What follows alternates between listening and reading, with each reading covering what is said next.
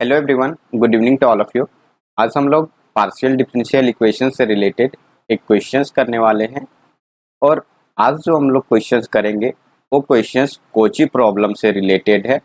और कोची प्रॉब्लम से रिलेटेड हर पेपर में जो कि CSR नेट का है उसमें हमेशा आपको देखने को मिलेगा। तो चलिए हम लोग देखते हैं कि क्वेश्चंस क्या है और इस टाइप के क्वेश्चंस को सॉल्व करने का प्रोसेस क्या है, वो सब कुछ हम लोग डिटेल में सीखेंगे। तो देखिए क्वेश्चंस क्या कह रहा है उसे समझ लीजिए।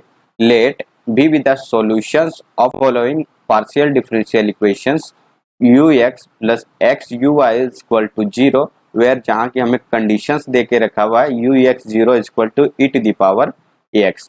तो आपको ये जो नोटेशंस दिख रहा होगा ux इतना इक्वल टू क्या होता है, इसे हम लोग p मानते हैं और इसे हम लोग क्या कहते हैं, इसे हम लोग पार्शियली डिफरेंशिएट करते हैं विथ रिस्पेक्ट टू x के। और यही हमारा सिंपल नोटेशंस है। या तो आपको यहाँ कभी कभी p लिखा हुआ मिलेगा या तो फिर आपको इस टाइप का नोटेशंस मिलेगा। तो अभी हमें किस टाइप का नोटेशंस मिला हुआ, ये जो इनिशियल ux है उस टाइप का नोटेशंस मिला हुआ। तो ये कुछ भी नहीं है, u को पार्शियली डिफरेंशिएट किया गया है x के रिस्पेक्ट में, सिमिलरली u को y के रिस्पेक्ट में डिफरेंशिएट किया गया है। तो देखिए इस टाइप का प्रॉब्लम हम लोग सॉल्व कैसे करते हैं। पहले हम लोग जो इक्वेशंस गिवन है उसे हम लोग एक बार लिख लेते हैं। इक्वेशंस क्या है, ux plus X U Y equal to zero, ये हमारा इक्वेशंस है। और कंडीशंस क्या है वो देख लीजिए, ux zero equal to E to the power ax है। और यहाँ से हम लोग क्या करेंगे वो देख लीजिए। जो हमें इनिशियल कंडीशंस गिवन है उसमें से आपको करना क्या है, यहाँ हम लोग इसे पैरामेट्रिक फॉर्म में चेंज कर देंगे। मतलब x को हम लोग रिप्लेस कर देंगे s से और y की जगह में जीरो है तो हम लोग यहाँ क्या रख देंगे y इक्वल टू जीरो। और फिर यहाँ जो u है u इक्वल टू क्या है ई टू द पावर x, तो u इक्वल टू यहाँ क्या हो जाएगा ई टू द पावर s हो जाएगा क्योंकि x को हम लोग s माने हुए। अब यहाँ हम लोग इनिशियल कंडीशंस को पैरामेट्रिक फॉर्म में चेंज कर दिए हुए, तो इसे हम लोग इस तरह से लिख सकते हैं s जीरो और ई टू द पावर s लिख सकते हैं। तो ये हमारा कंडीशन है, ठीक है। अब आपको क्या करना है, जो इक्वेशंस गिवन है उस इक्वेशन से आपको लैग्रेंज ऑक्सिलरी इक्वेशंस फाइंड कर लेना है। मतलब आपको इस तरह से लिखना है dx divided by coefficient of small p, उसे हम लोग कैपिटल P लेट करते हैं। इसी तरह से dy इक्वल टू यहाँ कैपिटल Q एंड यहाँ u है तो यहाँ क्या लिखेंगे du इक्वल टू जो हमारा राइट साइड में टर्म होगा वो। तो u के नीचे यहाँ क्या है जीरो है तो यहाँ हम लोग जीरो लिख देंगे। तो p के जगह पे यहाँ क्या है 1 है और q के जगह पे x है। तो अब हम लोग यहाँ सब्स्टिट्यूट कर देते हैं वैल्यू को। तो यहाँ से क्या आ जाएगा dx डिवाइडेड बाय यहाँ क्या आ जाएगा 1 और dy डिवाइडेड बाय यहाँ क्या आ जाएगा x इक्वल टू यहाँ du डिवाइडेड बाय 0। इसे हम लोग इक्वेशंस 1 लेट कर लेते हैं। अब क्या करना है, आपको दो दो का रेशियो लेकर के इसे सॉल्व कर लेना है और यहाँ से हम लोग क्या करेंगे, इसका दो सॉल्यूशंस फाइंड कर लेंगे। तो देखिए यहाँ से हम लोग इन दोनों को लेते हैं और एक सॉल्यूशन इससे फाइंड करते हैं। तो देखिए यहाँ क्या आ जाएगा dx इक्वल टू यहाँ क्या आ जाएगा dy डिवाइडेड बाय x। अब x को लेफ्ट साइड मल्टीप्लाई कर देंगे तो क्या आएगा यहाँ से x dx equal to dy। अब इसे इंटीग्रेट कर दीजिए, तो इंटीग्रेट करने के बाद क्या आएगा यहाँ से X square divided by 2 equal to Y plus हम लोग यहाँ से c1 इसे नाम दे देते हैं। तो अब हम लोग क्या करते हैं, जो कांस्टेंट है उसे एक साइड रखते हैं और वेरिएबल टर्म्स को एक साइड ले जाते हैं। तो यहाँ से क्या हो जाएगा X square minus 2y equal to, इसे कांस्टेंट हम लोग c1 लेट करेंगे। ये हमारा क्या है इक्वेशन 1 है। तो एक सॉल्यूशन हमें ये मिल गया।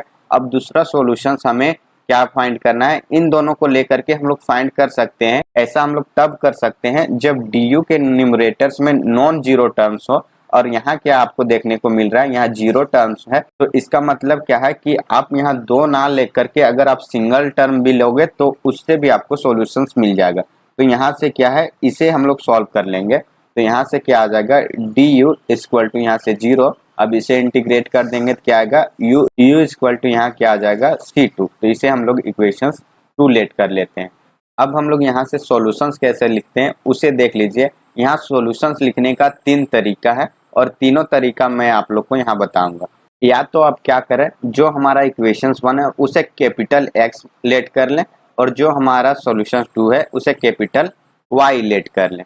तो जो कैपिटल X है और जो कैपिटल Y है, इन दोनों को यूज करके हम लोग 3 सॉल्यूशंस लिखेंगे।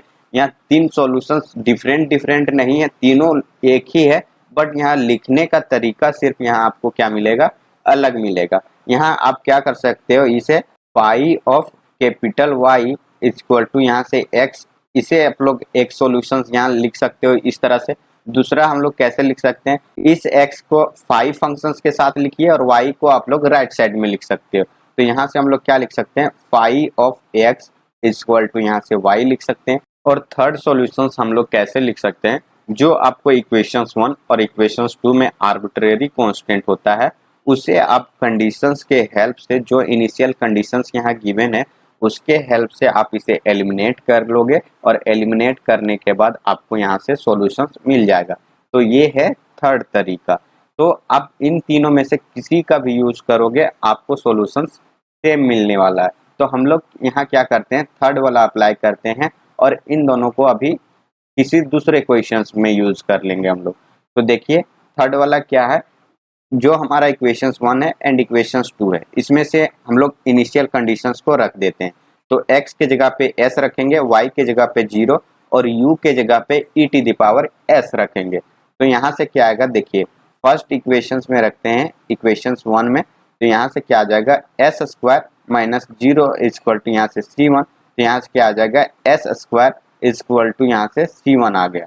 अब दूसरा क्या है हमारा, इक्वेशंस 2 में रख देते हैं u का वैल्यू। तो यहाँ से क्या आएगा वो देखिए, e to the power s equal to यहाँ से c2 हो जाएगा। अब s के जगह पे आप लोग इसे रख सकते हो c1 को। तो यहाँ से हम लोग s का वैल्यू निकालेंगे तो क्या आ जाएगा, s equal to under root यहाँ से c1। यहाँ प्लस माइनस साइन आप लोग यहाँ यूज कर सकते हो, क्योंकि स्क्वायर रूट हटेगा तो प्लस माइनस साइन आएगा ही आएगा।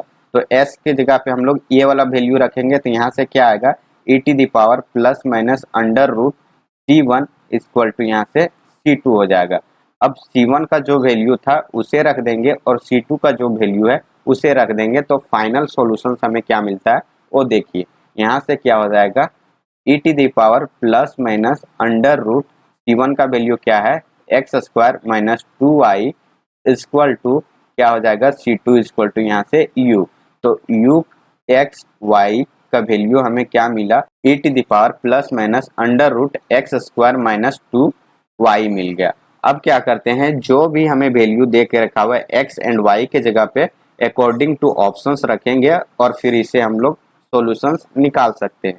तो देखिए जब x के जगह पे 2 और हम लोग y के जगह पे 1 रखते हैं तो वैल्यू क्या आता है, e to the power plus minus यहाँ से हम लोग लिख सकते हैं 2 का स्क्वायर माइनस 2 इंटू 1। तो यहाँ से क्या आ जाएगा, e to the power plus minus under root यहाँ से 2 आ जाएगा। अब इसे दो सॉल्यूशंस भी लिख सकते हैं, e to the power root 2 भी लिख सकते हो और e to the power minus root 2 भी लिख सकते हैं। अकॉर्डिंग टू जिस तरह से वहाँ ऑप्शंस में गिवन हो आप वहाँ यूज कर सकते हैं। तो देखिए फर्स्ट वाला में क्या है, e टू द पावर 2 है और यहाँ अंडर रूट 2 आ रहा है, तो फर्स्ट वाला तो इनकरेक्ट हो जाएगा। सिमिलरली आप सेकेंड को भी देख सकते हो, सेकेंड में क्या है, x के जगह पे 1 है और y के जगह पे 1/2 है। तो यहाँ से क्या आ जाएगा, e to the power plus minus under root 1 का स्क्वायर करेंगे तो 1 ही आएगा, माइनस यहाँ 2 इंटू 1/2, तो 2 से 2 यहाँ कैंसिल हो जाएगा तो बचेगा क्या, e to the power plus minus under root 1 minus 1, मतलब ये 0 हो जाएगा। e to the power 0 equal to यहाँ से 1 वैल्यू आ जाएगा। तो जो इसका वैल्यू है मतलब u1 1/2 का वैल्यू क्या आया, यहाँ से 1 आ गया। तो आप देख सकते हो u1 1/2 का वैल्यू क्या गिवन है, 1 गिवन है। तो इस तरह से हम लोग बोल सकते हैं कि जो हमारा सेकेंड ऑप्शन है वो बिल्कुल करेक्ट ऑप्शन है। सिमिलरली आप थर्ड एंड फोर्थ को देख सकते हो। थर्ड में क्या है, जो फर्स्ट कंडीशन था मतलब ऑप्शन 1 में जो हमें गिवन था उसके जगह में क्या किया हुआ, 2 के जगह पे -2 से रिप्लेस किया हुआ है। तो यहाँ x के जगह पे स्क्वायर है, मतलब x स्क्वायर है, तो -2 का अगर स्क्वायर करें तो यहाँ से हमें क्या मिलेगा, +4 ही मिलेगा। और जो वैल्यू हमें u2,1 के लिए मिला है वही हमें इसके लिए भी क्या करेगा, मिल जाएगा। तो हम लोग क्या करेंगे, u2,1 के लिए क्या आया हुआ था, e to the power root 2 और e to the power minus root 2, वही वाला वैल्यू क्या हो जाएगा, -2,1 1 के लिए भी हो जाएगा। तो इस तरह से हम लोग बोल सकते हैं कि जो हमारा third option and fourth option है ये भी क्या होगा, करेक्ट ऑप्शन होगा। तो आप लोग को जब भी इस टाइप का क्वेश्चंस मिले कोई प्रॉब्लम से रिलेटेड, तो आप लोग को सॉल्व इसी तरह से करना है और ध्यान ये रखना है कि थोड़ा बहुत भी यहाँ कैलकुलेशंस आपको मिस्टेक नहीं करना है। अगर आपका कैलकुलेशंस थोड़ा बहुत भी मिस्टेक हो जाता है तो आपको आंसर्स नहीं मिलने वाला है। तो आई होप आप लोग को इस टाइप का क्वेश्चंस को सॉल्व करना आ गया होगा। तो चलिए फिर मिलते हैं हम लोग नेक्स्ट लेक्चर्स में किसी नए क्वेश्चंस के साथ। हो सकता है आप हीट इक्वेशंस या वेव इक्वेशंस से रिलेटेड आपको क्वेश्चंस मिल जाए और उस टाइप का क्वेश्चंस को हम लोग इजी तरीका से कैसे सॉल्व कर लेंगे उनको मैं बताऊंगा, क्योंकि हमारे पास heat equations and wave equations को सॉल्व करने के लिए बहुत सारे डिफरेंट मेथड है जिसका यूज करके हम लोग क्या कर सकते हैं, आसानी से क्वेश्चंस को सॉल्व कर सकते हैं। तो चलिए फिर मिलते हैं हम लोग नेक्स्ट क्लास में। और जाते जाते मैं बता देता हूं कि अगर आप मेरे चैनल पे नए हो तो please like share and subscribe जरूर करें। तो इस क्लास को यहीं समाप्त करते हैं। Thank you so much for watching this video. Bye bye, take care.